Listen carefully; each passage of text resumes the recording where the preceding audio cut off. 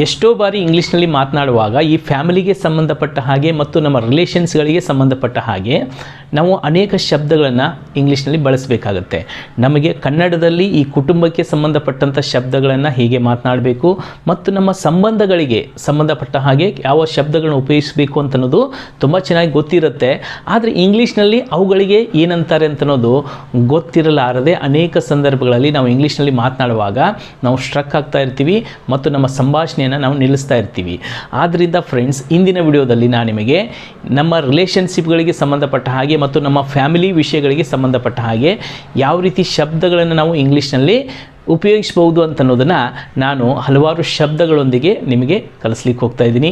ಇದನ್ನು ಕರೆಕ್ಟಾಗಿ ತಿಳಿದುಕೊಂಡು ನೀವು ಕಲ್ತಿದ್ದೇ ಆದರೆ ನೀವು ಇಂಗ್ಲೀಷ್ನಲ್ಲಿ ಮಾತನಾಡುವಾಗ ಇವುಗಳನ್ನ ಬಳಸಿಕೊಂಡು ಪರಿಣಾಮಕಾರಿಯಾಗಿ ನೀವು ಇಂಗ್ಲೀಷ್ನಲ್ಲಿ ಮಾತನಾಡ್ಬೋದು. Well friends, I am Manjunath IG, ನಿಮ್ಮ ಪ್ರೀತಿಯ ಇಂಗ್ಲೀಷ್ ಟ್ರೈನರ್. ನಿಮ್ಮನ್ನು ಇಂದಿನ ವಿಡಿಯೋದಲ್ಲಿ ಸ್ವಾಗತಿಸ್ತಾ ಇದ್ದೀನಿ. ಫ್ರೆಂಡ್ಸ್, ಈ ಫ್ಯಾಮಿಲಿ ಮತ್ತು ರಿಲೇಷನ್ಶಿಪ್ಗಳಿಗೆ ಸಂಬಂಧಪಟ್ಟಂತಹ ಈ ಶಬ್ದಗಳನ್ನು ಇಂದಿನ ವಿಡಿಯೋದಲ್ಲಿ ಕಲಿಯೋಕ್ಕಿಂತ ಮುಂಚೆ ನೀವೇನಾದರೂ ನನ್ನ ಯೂಟ್ಯೂಬ್ ಚಾನಲ್ಗೆ ಹೊಸಬರಾಗಿದ್ದರೆ ನಾನು ನಿಮಗೆ ರೆಕಮೆಂಡ್ ಮಾಡ್ತೀನಿ, ಈ ಒಂದು ಚಾನಲ್ನ ಈ ಕೂಡಲೇ ಸಬ್ಸ್ಕ್ರೈಬ್ ಮಾಡಿ ಇಟ್ಕೊಳ್ಳಿ ಮತ್ತು ಪಕ್ಕದಲ್ಲಿರುವಂಥ ಬೆಲ್ ನೋಟಿಫಿಕೇಷನನ್ನು ಆನ್ ಮಾಡಿ ಇಟ್ಕೊಳ್ಳಿ ಮತ್ತು ವಿಡಿಯೋ ನಿಮಗೆ ಇಷ್ಟ ಆಗ್ತಾ ಇದ್ದರೆ ಇದನ್ನ ಲೈಕ್ ಮಾಡಿ. Well friends, so then let's begin today's lesson. Well friends, ಹಾಗಾದರೆ ಈ ನಮ್ಮ ಕುಟುಂಬವನ್ನು ನಾವು ಇಂಗ್ಲೀಷ್ನಲ್ಲಿ ಏನಂತೀವಿ? ಫ್ಯಾಮಿಲಿ ಅಂತಂದು ಅಂತೀವಿ. ಸೊ ನೆನಪಲ್ಲಿ ಇಟ್ಕೊಳ್ಳಿ. ಸೊ ಇದರ ಉಚ್ಚಾರಣೆ ಬಂದುಬಿಟ್ಟು ಫ್ಯಾಮಿಲಿ.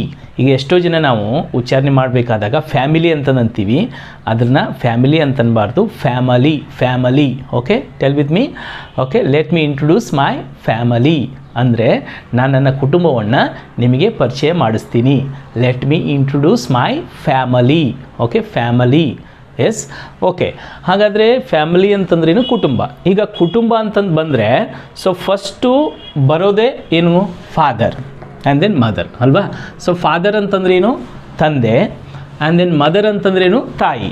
ಈಗ ಇದನ್ನು ಶಾರ್ಟಾಗಿ ನಾವು ಏನಂತೀವಿ? ಫಾದರ್ಗೆ ಡ್ಯಾಡ್ ಅಂತಂದು ಕರಿತೀವಿ, ಆ್ಯಂಡ್ ದೆನ್ ಡ್ಯಾಡಿ ಅಂತಂದು ಅಂತೀವಿ. ಓಕೆ, ಸೊ ಆ್ಯಂಡ್ ದೆನ್ ಮದರ್ಗೆ ನಾವು ಶಾರ್ಟಾಗಿ ಮಮ್ ಅಂತಂದು ಅಂತಾರೆ, ಆ್ಯಂಡ್ ದೆನ್ ಮಮ್ಮಿ ಅಂತಂದು ಕರೀತಾರೆ. Okay, so this is my dad, this is my mummy. So ಈ ರೀತಿಯಾಗಿ ನೀವು ಪರಿಚಯ ಮಾಡಿಸ್ಬೋದು. ಓಕೆ, ಇನ್ನೊಬ್ಬರಿಗೆ ಪರಿಚಯ ಮಾಡಿಸ್ತಾ ಇರಬೇಕಾದ್ರೆ so let me introduce, this is my dad and this is my mom. ಈ ರೀತಿಯಾಗಿ ನೀವು ಹೇಳ್ಬೋದು. ಆ್ಯಂಡ್ ದೆನ್ ಶಾರ್ಟಾಗಿ ಡ್ಯಾಡ್ ಆ್ಯಂಡ್ ದೆನ್ ಮಾಮ್ ಅಂತಲೂ ಅಂತ ಅನ್ಬೋದು ಅಥವಾ ಮಮ್ ಅಂತಂದು ಅನ್ಬೋದು. ಓಕೆ, ಎಸ್, ಚಿಕ್ಕ ಮಕ್ಕಳಾದರೆ ಮಮ್ ಅಂತಿರ್ತಾರೆ, ದೊಡ್ಡವರಾದರೆ ಮಾಮ್ ಅಂತಂದು ಹೇಳ್ತಾ ಇರ್ತಾರೆ. ವಂಡರ್ಫುಲ್. ನೆಕ್ಸ್ಟ್ ವರ್ಡ್ ಬರುತ್ತೆ ಸಿಬ್ಲಿಂಗ್ ಅಂತಂತಂದ್ರೆ ಏನು ಫ್ರೆಂಡ್ಸ್? ಸಿಬ್ಲಿಂಗ್ ಅಂತಂದರೆ ಒಡ ಹುಟ್ಟಿದವರು ಅಂದ ಹಾಗೆ.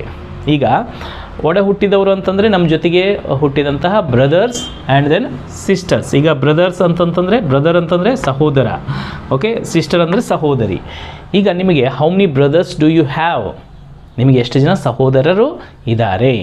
ಅದೇ ರೀತಿ how many sisters do you have? ನಿಮಗೆ ಎಷ್ಟು ಜನ ಸಹೋದರಿಯರು ಇದ್ದಾರೆ? ಈ ರೀತಿ ಕೇಳಿದ್ರೆ ನಿಮಗೆ ಎಷ್ಟು ಜನ ಇರ್ತೀರಿ? ಅಂದರೆ ನಿಮಗೆ ಎಷ್ಟು ಜನ ಬ್ರದರ್ಸ್ ಇರ್ತಾರೆ, ಸಿಸ್ಟರ್ಸ್ ಇರ್ತಾರೆ, ನೀವು ಹೇಳ್ತೀರಿ ಐ ಹ್ಯಾವ್ ಒನ್ ಬ್ರದರ್ ಅಥವಾ ಐ ಹ್ಯಾವ್ 2 ಸಿಸ್ಟರ್ಸ್ ಅಥವಾ ಸಹೋದರಿಯರೇ ಇಲ್ಲ, ಐ ಹ್ಯಾವ್ ನೋ ಸಿಸ್ಟರ್ ಅಂತಂದು ಹೇಳ್ತೀರಿ. Sometimes when people ask you how many siblings do you have, so then there may be chance of you may get confused.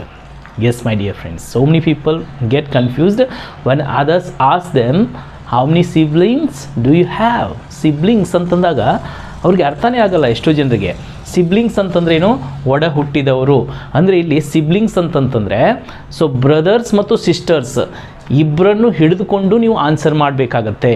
ಈಗ for example ನೋಡಿ, ನನಗೆ 2 ಸಹೋದರಿಯರಿದ್ದಾರೆ and then 3 ಜನ ಸಹೋದರರಿದ್ದಾರೆ, ಅಂದರೆ ಟೋಟಲ್ 5 ಮೆಂಬರ್ಸ್ ಆದರು. ಹೌದಾ? ಈಗ ನನಗೆ ಯಾರಾದರೂ ಕ್ವಶನ್ ಕೇಳಿದರೆ how many siblings do you have ಅಂತಂದಾಗ ನಾನೇನು ಹೇಳ್ತೀನಿ? ಐ ಹ್ಯಾವ್ 5 ಸಿಬ್ಲಿಂಗ್ಸ್ ಅಂತಂದು ಹೇಳ್ತೀನಿ. ಅಂದರೆ ನನಗೆ 5 ಜನ ಒಡ ಹುಟ್ಟಿದವರು. ಇಲ್ಲಿ ಬ್ರದರ್ಸ್ ಮತ್ತು ಸಿಸ್ಟರ್ಸ್ ಇಬ್ಬರನ್ನು ಕೂಡಿಸಿಕೊಂಡು ಆನ್ಸರ್ ಮಾಡ್ತಾಯಿದ್ದೀನಿ ನಾನು. ಈಗ ಬರೀ how many brothers do you have ಅಂತಂದಾಗ ಐ ಹ್ಯಾವ್ 3 ಬ್ರದರ್ಸ್ ಅಂತಂದು ಹೇಳ್ತೀನಿ. How many sisters do you have ಅಂತಂದಾಗ ಐ ಹ್ಯಾವ್ 2 ಸಿಸ್ಟರ್ಸ್ ಅಂತಂದು ಹೇಳ್ತೀನಿ. ಈಗ ಇದೇ ಪ್ರಶ್ನೆಯನ್ನು ಕೆಲವೊಮ್ಮೆ ಏನಾಗುತ್ತೆ ಅಂತಂದರೆ sometimes people may ask you how many brothers are you ಅಂತಂದು ಕೇಳ್ತಾರೆ. ಸೊ ಅವಾಗ ಏನು ಮಾಡ್ತೀರಿ? ಈಗ ನಿಮಗೆ 3 ಜನ ಸಹೋದರಿದ್ದಾರೆ ಅಂತಂದು ಇಟ್ಕೊಳ್ಳಿ, ನಿಮ್ಮನ್ನು ಬಿಟ್ಟು 3 ಜನ ಸಹೋದರಿದ್ದಾರೆ. ಸೊ ನಿಮ್ಮನ್ನು ಈಗ ಹಿಡ್ಕೊಂಡು ಆರ್ ಯು ಅಂತಂತಂದಾಗ ವಿ ಆರ್ 4 ಬ್ರದರ್ಸ್ ಅಂತಂದು ಹೇಳಬೇಕು. ಈಗ how many sisters are you ಅಂತಂದಾಗ ನೀವು ಎಷ್ಟು ಜನ ಸಹೋದರಿಯರು ಅಂತಂದಾಗ ನಿಮ್ಮನ್ನೇ ಹಿಡ್ಕೊಂಡು ಸೊ ನಿಮಗೆ ಎಷ್ಟು ಜನ ಅದಾರೋ ಅದನ್ನು ಕೂಡಿಕೊಂಡು ನೀವು ಆನ್ಸರ್ ಹೇಳಬೇಕು. ಈಗ ಸಪೋಸ್ ನಿಮಗೆ ಇಬ್ಬರು ಸಹೋದರಿಯರಿದ್ದಾರೆ ಅಂತಂದು ಇಟ್ಕೊಳ್ಳಿ. ಓಕೆ, ಈಗ ನಿಮ್ಮನ್ನು ಕೂಡಿಸಿದರೆ ಎಷ್ಟಾಗುತ್ತೆ? 3 ಜನ ಆಗುತ್ತೆ. ಓಕೆ, 3 ಜನ ಆಗ್ತೀರಾ ನೀವು. ಸೊ ಅವಾಗ ನೀವೇನು ಹೇಳಬೇಕಾಗತ್ತೆ? ಸೊ ವಿ ಆರ್ 3 ಸಿಸ್ಟರ್ಸ್ ಅಂತಂದು ಹೇಳಬೇಕು.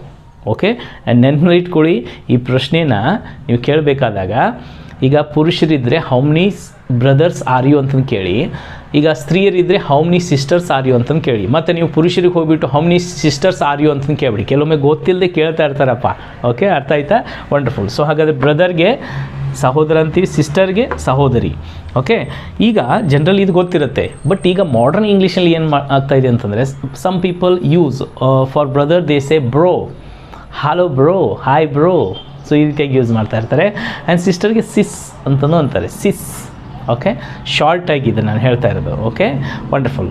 ನೆಕ್ಸ್ಟ್ ನೋಡಿ, ಈಗ ಅಜ್ಜಿ. ಅಜ್ಜಿಗೆ ನಾವೇನಂತೀವಿ? Grandmother. Grandmother. ಅಜ್ಜನಿಗೆ ಗ್ರ್ಯಾಂಡ್ ಫಾದರ್. ನೆನಪಲ್ಲಿ ಇಟ್ಕೊಳ್ಳಿ, ಇಲ್ಲಿ ಉಚ್ಚಾರಣೆ ಏನು ಬರುತ್ತೆ ಅಂತಂದರೆ ಗ್ರ್ಯಾಂಡ್. ಇಲ್ಲಿ ಡಿ ಉಚ್ಚಾರಣೆ ಮಾಡಬಾರ್ದು, ಗ್ರ್ಯಾನ್ ಅಂತನ್ಬೇಕು ನಾವು. Grand mother, grand father, grand. ನಿಮ್ಗೆ ನೆನಪಿದೆಯಾ? ಸೊ ಕೆಲವೊಮ್ಮೆ ನೀವು ಕೇಳಿರ್ಬೋದು, ಗ್ರ್ಯಾನಿ ಅಂತಂದು ಅಂತಿರ್ತಾರೆ ನೋಡಿರಿ. ಅಜ್ಜಿಗೆ granny, she is my granny, ಈ ರೀತಿಯಾಗಿಯೂ ಯೂಸ್ ಮಾಡ್ತಾ ಇರ್ತಾರೆ. ಅಂದರೆ ಗ್ರ್ಯಾಂಡ್ ಅಂತಂತಂದು ಯೂಸ್ ಮಾಡಬಾರ್ದು. ಸೊ ಪಾರ್ಟಿ ಹೇಗಿತ್ತು? ಗ್ರ್ಯಾಂಡ್ ಆಗಿತ್ತು, ಅಲ್ಲಿ ಗ್ರ್ಯಾಂಡ್ ಯೂಸ್ ಮಾಡಿ. ಈಗ ಗ್ರ್ಯಾಂಡ್ ಮದರ್ ಅಂತನ್ಬಾರ್ದು, ಗ್ರ್ಯಾಂಡ್ ಮದರ್, ಗ್ರ್ಯಾಂಡ್ ಫಾದರ್, ಈ ರೀತಿಯಾಗಿ ಯೂಸ್ ಮಾಡಬೇಕು.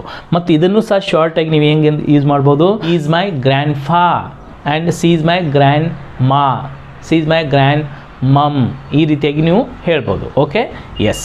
ನೆಕ್ಸ್ಟ್, ಈಗ ಮುತ್ತಜ್ಜ ಅಂತಂದು ಇರ್ತಾರಪ್ಪ. ಮುತ್ತಜ್ಜ ಅಂತಂದ್ರೇನು? ಈಗ ನಮ್ಮ ಅಜ್ಜನ ಅಜ್ಜ, ಅವನಿಗೆ ನಾವೇನಂತಂದು ಹೇಳ್ತೀವಿ? ಮುತ್ತಜ್ಜ ಅಂತಂದು ಹೇಳ್ತೀವಿ. ಹೌದಾ? ಅಂದರೆ ಈಗ ನಮ್ಮ ತಂದೆಗೆ ನಾವು ಅಜ್ಜ ಅಂತೀವಿ, ನಮ್ಮ ತಂದೆಯ ಅಜ್ಜನಿಗೆ ಏನಂತೀವಿ? ಮುತ್ತಜ್ಜ ಅಂತೀವಿ. ಹೌದಾ? ಈಗ ಇಲ್ಲಿ 3 ಜನರೇಷನ್ ಆಯಿತು. ಹೀಗಿದ್ದಾಗ ನಾವು ಏನೊಂದು ವರ್ಡ್ ಆ್ಯಡ್ ಮಾಡಬೇಕಲ್ಲಿ? Great grandfather. Great grandfather ಅಂತಂದ್ರೇನು? ಮುತ್ತಜ್ಜ. And then great grandmother ಅಂದರೆ ಮುತ್ತಜ್ಜಿ ಅಂದ ಹಾಗೆ. ಗೊತ್ತಾಯ್ತಲ್ಲ ಫ್ರೆಂಡ್ಸ್? ಸರಿ, ಹಾಗಾದರೆ ಇವುಗಳನ್ನ ಒಂದ್ಸತಿ ನಾವು ಪ್ರಾಕ್ಟೀಸ್ ಮಾಡೋಣ. Come on, say with me. Father, mother, daddy, mummy, siblings, brother, sister, grandmother, not grandmother, grandmother, grandfather, grandma, grandmom, grandpa, granddad, great grandfather, great grandmother. Is it clear? Well, now let us learn some more words. By the way, are you enjoying this video? Well friends, if you are enjoying this video, please I suggest you to like this video right now. ಈ ಕ್ಷಣನೇ ಈ ಒಂದು ವಿಡಿಯೋನ like ಮಾಡಿ. Okay, S, ಮಾಡಿದ್ರಾ? Okay, ನಾವು let us learn. Well friends, ಈಗ ಚಿಕ್ಕಪ್ಪ ದೊಡ್ಡಪ್ಪ ಇದು ಅಂದಿಕೆ ಇಂಗ್ಲೀಷಲ್ಲಿ ಏನು ಬರುತ್ತೆ? ಅಂಕಲ್. ನಾವು ಕನ್ನಡದಲ್ಲಿ ನಮ್ಮ ತಂದೆಯ ಸಹೋದರರಿಗೆ ನಾವೇನಂತೀವಿ? ದೊಡ್ಡವರಿದ್ದರೆ ನಮ್ಮ ತಂದೆಗಿಂತಲೂ ದೊಡ್ಡವರಿಗೆ ನಾವು ದೊಡ್ಡಪ್ಪ ಅಂತೀವಿ, ಚಿಕ್ಕವರಿಗೆ ಕಾಕ ಅಂತಂದು ಕರಿತೀವಿ. ಹೌದೇ? ಅಥವಾ ಚಿಕ್ಕಪ್ಪ ಅಂತಂದು ಅಂತೀವಿ. ಈಗ ನಮ್ಮ ತಾಯಿಯ ತಂಗಿಗೆ ನಾವು ಚಿಕ್ಕಮ್ಮ ಅಂತೀವಿ, ತಾಯಿಯ ದೊಡ್ಡ ಸಹೋದರಿಗೆ ನಾವೇನಂತೀವಿ? ದೊಡ್ಡಮ್ಮ ಅಂತೀವಿ. ಆದರೆ ಇಂಗ್ಲೀಷಲ್ಲಿ ಏನು ಬರುತ್ತೆ? Aunty. Okay, uncle and then aunty. Okay, ಇದನ್ನ ಶಾರ್ಟಾಗಿ ಆಂಟಿನ ಕೆಲವೊಮ್ಮೆ ಆಂಟ್ ಅಂತಂತಂದು ಹೇಳ್ತಾರೆ. ಅಂದರೆ aunt, she is my aunt, ಈ ರೀತಿಯಾಗಿ ಹೇಳ್ತಾ ಇರ್ತಾರೆ. ಆಂಟಿನೂ ಅನ್ಬೋದು, ಆಂಟ್ ಅಂತಂದು ಅನ್ಬೋದು. ಹಾಗೆ ನೀವು ಅಂಕಲ್ನ ಶಾರ್ಟ್ ಮಾಡಬೇಡಿ. ಕೆಲವೊಬ್ಬರು ಅಂಕ್ ಅಂತಂದು ಯೂಸ್ ಮಾಡ್ತಾ ಇರ್ತಾರೆ, ಬಟ್ ಅದು ಅಷ್ಟೊಂದು ಚೆಂದ ಕಾಣಿಸಲ್ಲ. ಓಕೆ, ನೆಕ್ಸ್ಟ್ ವರ್ಡ್ ಬಂದುಬಿಟ್ಟು ಚಿಕ್ಕಪ್ಪ ಅಥವಾ ದೊಡ್ಡಪ್ಪನ ಮಕ್ಕಳು ಇರ್ತಾರೆ ನೋಡ್ರಿ. ಓಕೆ, ಚಿಕ್ಕಪ್ಪ ದೊಡ್ಡಪ್ಪ ಅಥವಾ ಚಿಕ್ಕಮ್ಮ ದೊಡ್ಡಮ್ಮ ಅವರ ಮಕ್ಕಳಿಗೆ ನಾವೇನಂತೀವಿ? ಕಝನ್ಸ್ ಅಂತಂದು ಅಂತೀವಿ. ಓಕೆ, ಏನಂತೀವಿ? ಕಝನ್ಸ್. ಇದು ಕಝಿನ್ಸ್ ಅಲ್ಲ, ಕಝನ್ಸ್ ಈ ರೀತಿ ಹೇಳ್ಬೇಕು ನಾವು. ನೆಕ್ಸ್ಟ್ ಈಗ ಕಝನ್. ಈಗ ಕಝನ್ ಅಂತಂತಂದರೆ ಮಗ ಮಗಳು ಇಬ್ಬರಿಗೂ ನಾವು ಹೇಳ್ತೀವಿ. ಅಂದರೆ ಚಿಕ್ಕಪ್ಪನ ಮಗ ಇರ್ಬೋದು, ದೊಡ್ಡಪ್ಪನ ಮಗ ಇರ್ಬೋದು, ದೊಡ್ಡಮ್ಮನ ಮಗಳಿರ್ಬೋದು, ಚಿಕ್ಕಮ್ಮನ ಮಗಳಿರ್ಬೋದು, ಅವ್ರಿಗೆ ನಾವೇನು ಹೇಳ್ತೀವಿ? ಕಝನ್ ಅಂತಂದು ಹೇಳ್ತೀವಿ. ವೆಲ್, ಈಗ ಅದೇ ರೀತಿ ಸಪೋಸ್ ಇಲ್ಲಿ ನೆಫ್ಯೂ ಅಂತಂದು ಬರುತ್ತೆ. ನೆಫ್ಯೂ ಅಂತಂದ್ರೇನು? ಸಹೋದರ ಸಹೋದರಿಯರ ಮಗ. ಈಗ ನಿಮ್ಮ ಬ್ರದರ್ ಅಥವಾ ಸಿಸ್ಟರ್ನ ಮಕ್ಕಳು ಇರ್ತಾರೆ ನೋಡ್ರಿ, ಅವರಿಗೆ ಮಗ ಇದ್ದರೆ ನೀವೇನಂತಂದು ಹೇಳಬೇಕು? ನೆಫ್ಯೂ ಅಂತಂದು ಹೇಳಬೇಕು.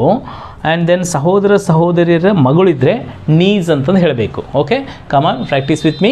Uncle, aunty, cousins, cousins, cousin, cousin, nephew, niece, knees.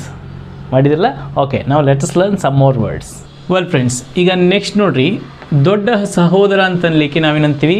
Elder brother ಅಂತೀವಿ. ಓಕೆ, ಈಗ ಬರೀ ಸಹೋದರ ಅಂತನ್ಲಿಕ್ಕೆ ಬ್ರದರ್, ಸಿಸ್ಟರ್ ಅನ್ನಲಿಕ್ಕೆ ನಾವು ಸಹೋದರಿ ಅಂತನ್ಲಿಕ್ಕೆ ಸಿಸ್ಟರ್ ಅಂತಂತೀವಿ. ಈಗ ದೊಡ್ಡ ಸಹೋದರ ಅಂತನ್ಲಿಕ್ಕೆ ಎಲ್ಡರ್ ಬ್ರದರ್, ಆ್ಯಂಡ್ ದೆನ್ ಚಿಕ್ಕ ಸಹೋದರ ಅಂತನ್ಲಿಕ್ಕೆ ಯಂಗರ್ ಬ್ರದರ್ ಅಂತ ನಾವು ಯೂಸ್ ಮಾಡಬೇಕು. ಓಕೆ, ನೆಕ್ಸ್ಟ್ ಸನ್ ಅಂತಂತಂದರೆ ಮಗ, ಡಾಟ್ರ್ ಅಂತಂದರೆ ಮಗಳು, ನಿಮ್ಗೆ ಗೊತ್ತಿದೆ. ಈಗ ಮೊಮ್ಮಗನಿಗೇನಂತೀರಿ? ಗ್ರ್ಯಾಂಡ್ ಸನ್ ಅಂತಂದು ಅನ್ಬೇಕು, ಗ್ರ್ಯಾಂಡ್ ಸನ್. ಆ್ಯಂಡ್ ದೆನ್ ಮೊಮ್ಮಗಳಿಗೆ ಗ್ರ್ಯಾಂಡ್ ಡಾಟರ್ ಅಂತಂದು ಹೇಳಬೇಕು. ಓಕೆ, ನೆಕ್ಸ್ಟ್ ಈಗ ಬರೀ ಮಕ್ಕಳು ಅಂತಲ್ಲಿಕ್ಕೆ ನಾವೇನಂತ ಅನ್ಬೇಕು? ಚಿಲ್ಡ್ರನ್ ಅಂತಂದು ಅನ್ಬೇಕು. ಸಾಕಷ್ಟು ಜನ ಇದನ್ನ ಚಿಲ್ಡ್ರನ್ಸ್ ಅಂತಂದು ಯೂಸ್ ಮಾಡ್ತಾ ಇರ್ತಾರೆ, ನೆನಪನ್ನ ಇಟ್ಕೊಳ್ಳಿ, ಬರೀ ಚಿಲ್ಡ್ರನ್ ಅದು. ನೆಕ್ಸ್ಟ್ ಪೇರೆಂಟ್ಸ್ ಅಂತಂದರೆ ತಂದೆ ತಾಯಿ ಇಬ್ಬರಿಗೆ ಕೂಡಿಸ್ಕೊಂಡು ನಾವೇನಂತೀವಿ? ಪೇರೆಂಟ್ಸ್ ಅಂತೀವಿ. Okay, where do your parents leave? ನಿಮ್ಮ ತಂದೆ ತಾಯಿಗಳು ಎಲ್ಲಿ ವಾಸ ಮಾಡ್ತಾರೆ? ಈ ರೀತಿಯಾಗಿ ನಾವು ಕೇಳ್ಬೋದು. ನೆಕ್ಸ್ಟ್ ಗಾರ್ಡಿಯನ್ ಅಂತಂದು ಇರುತ್ತೆ. ಗಾರ್ಡಿಯನ್ ಅಂತಂದರೆ ನೋಡಿಕೊಳ್ಳುವವರು. ಈಗ ನೋಡಿಕೊಳ್ಳುವವರು ಅಂತಂದರೆ ಏನು ಹೇಳಿ? ಈ ಕೆಲವೊಮ್ಮೆ ಏನಾಗುತ್ತೆ ಅಂತಂದರೆ ಅಕಸ್ಮಾತಾಗಿ ಮಗುವಿನ ತಂದೆ ತಾಯಿ ಇಬ್ಬರು ತೀರ್ಕೊಂಡಿದ್ದಾರೆ, ಅವ್ರನ್ನ ನೋಡ್ಕೊಳ್ಳಿಕ್ಕೆ ಕೆಲವೊಬ್ಬರನ್ನ ನೇಮಕ ಮಾಡಿರ್ತಾರೆ, ಅವ್ರಿಗೇನಂತಾರೆ? Guardian. Okay, guardian. Next husband ಅಂತಂದ್ರೇನು? ಪತಿ ಅಥವಾ ಗಂಡ. ಆ್ಯಂಡ್ ದೆನ್ ವೈಫ್ ಅಂತಂದರೆ ಪತ್ನಿ, ಇದು ನಿಮ್ಗೆ ಗೊತ್ತಿದೆ. ಈಗ ಸ್ಪೌಸ್ ಅಂತಂತಂದು ಕೆಲವೊಮ್ಮೆ ನಾವು ಯೂಸ್ ಮಾಡ್ತೀವಿ. ಸ್ಪೌಸ್ ಅಂತಂದಾಗ ಪತಿ ಪತ್ನಿ ಇಬ್ಬರಿಗೆ ಕೂಡಿಕೊಂಡು ನಾವು ಸ್ಪೌಸ್ ಅಂತಂತಂದು ಹೇಳ್ಬೋದು. ಅಂದರೆ ಪತಿಗೆ ಯೂಸ್ ಆಗುತ್ತೆ, ಪತ್ನಿಗೆ ಯೂಸ್ ಆಗುತ್ತೆ. ಹೀ ಈಸ್ ಮೈ ಸ್ಪೌಸ್ ಅಂತಂದು ಹೇಳ್ಬೋದು ಪತ್ನಿ ಆದವಳು, ಪತಿ ಆದವನು ಸಿ ಈಸ್ ಮೈ ಸ್ಪೌಸ್ ಅಂತಂದು ಹೇಳ್ಬೋದು. ಅಂದರೆ ಒಂಚೂರು ರೆಸ್ಪೆಕ್ಟ್ ಕೊಟ್ಟು ನೀವು ಹೇಳಬೇಕಾದಾಗ ಸ್ಪೌಸ್ ಅನ್ನುವಂಥ ಶಬ್ದವನ್ನು ನೀವು ಯೂಸ್ ಮಾಡ್ಬೋದು. ವಂಡರ್ಫುಲ್. ನೆಕ್ಸ್ಟ್ ನೋಡಿ, ಫಾದರ್ ಇನ್ ಲಾ. ಈಗಿಲ್ಲಿ ಇನ್ ಲಾ ಯಾವಾಗ ಬಳಕೆ ಆಗುತ್ತೆ ಅಂತಂದರೆ, ಆ್ಯಕ್ಚುಲಿ ನಮ್ಮ ರಕ್ತ ಸಂಬಂಧಗಳು ಇರಲ್ಲ, ಎಸ್, ಆದರೆ ಕಾನೂನಿನ ಪ್ರಕಾರ ಅವರು ನಮಗೆ ಏನಾಗ್ತಾರೆ? ರಿಲೇಷನ್ ಆಗ್ತಾರೆ. ಈಗ ಫಾರ್ ಎಕ್ಸಾಂಪಲ್ ಫಾದರ್ ಇನ್ ಲಾ ಅಂತಂತಂದರೆ, ನಾವು ಮದುವೆ ಆಗಿದ್ದೀವಿ, ನಮ್ಮ ಪತ್ನಿಯ ತಂದೆ, ಅವ್ರಿಗೆ ನಾವೇನು ಹೇಳ್ತೀವಿ? Father in law. So by blood ಅಲ್ಲ, ಆದ್ರೇನು ಕಾನೂನಿನ ಪ್ರಕಾರ ಅವನು ನಮ್ಮ ಮಾವ. ಸೊ ಹೀಗೆ ಫಾದರ್ ಇನ್ ಲಾ. ಈಗ ಹೆಣ್ಣು ಕೊಟ್ಟ ಅತ್ತೆಗೆ ನಾವೇನಂತಂದು ಹೇಳ್ತೀವಿ? ಮದರ್ ಇನ್ ಲಾ ಅಂತಂತಂದು ಹೇಳಬೇಕು, mother in law. Okay, next son in law ಅಂತಂದ್ರೇನು? ಅಳಿಯ. ಈಗ ನಿಮ್ಮ ಮಗಳನ್ನು ಮದುವೆ ಆಗಿದ್ದಾನೆ, ಅಳಿಯನಿಗೆ ಏನು ಅನ್ಬೋದು ನಾವು? ಸನ್ ಇನ್ ಲಾ. ಈಗ ನಿಮ್ಮ ಮಗನಿಗೆ ಮದುವೆ ಆಗಿದ್ದಾಳೆ, ನಿಮ್ಮ ಸೊಸೆಗೆ ನೀವೇನಂತಂದು ಹೇಳ್ತೀರಿ? ಡಾಟರ್ ಇನ್ ಲಾ ಅಂತಂತಂದು ಹೇಳ್ಬೋದು. ನೆಕ್ಸ್ಟ್ ಬ್ರದರ್ ಇನ್ ಲಾ ಅಂತಂದು ಬರುತ್ತೆ. ಬ್ರದರ್ ಇನ್ ಲಾ ಅಂತಂತಂದ್ರೆ ಏನು ಗೊತ್ತಾ? ಭಾವ ಅಥವಾ ಮೈದುನ. ಈಗ ಒಬ್ಬ ಮಹಿಳೆ ಮದುವೆ ಆಗಿದ್ದಾಳೆ, ಅವಳ ಪತಿಯ ಸಹೋದರ, ಅವರು ದೊಡ್ಡವರು ಇರ್ಬೋದು ಅಥವಾ ಚಿಕ್ಕವ್ರು ಇರ್ಬೋದು, ಅವರಿಗೆ ಭಾವ ಮತ್ತು ಮೈದುನ ಅಂತಂದು ಅಂತಿರ್ತಾರೆ. ಸೊ ಅವ್ರಿಗೆ ನಾವು ಏನಂತಂದು ಹೇಳಬೇಕಾಗತ್ತೆ? ಬ್ರದರ್ ಇನ್ ಲಾ ಅಂತಂದು ಹೇಳಬೇಕಾಗತ್ತೆ. ನೆಕ್ಸ್ಟ್ ಈಗ ನೋಡಿ, ನಮ್ಮ ಅಣ್ಣನನ್ನು ಮದುವೆ ಆಗಿದ್ದಾಳೆ, ಓಕೆ, ಅವಳು ನನಗೇನಾಗ್ತಾಳೆ?